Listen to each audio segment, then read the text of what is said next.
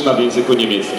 Z pewnością już po kilku pierwszych dźwiękach rozpoznacie utwór i dzięki widocznemu na ekranie tekstowi zaśpiewacie z nami refren. Specjalnie dla Was Adrian Slawo w piosence Du bist der Wahnsinn.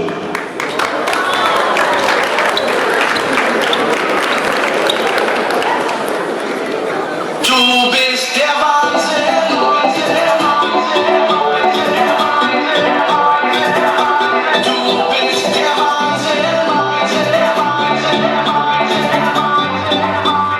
bist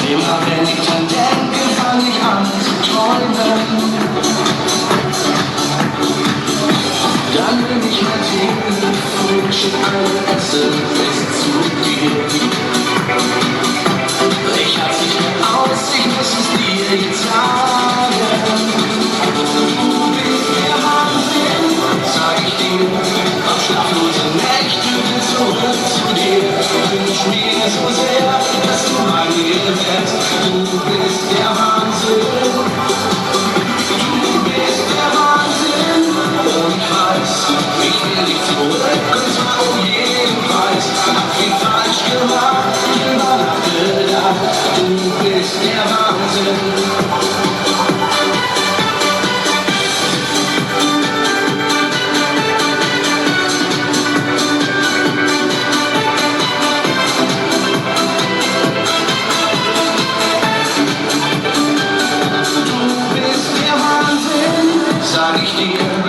Schlaflose Nächte will zurück zu dir.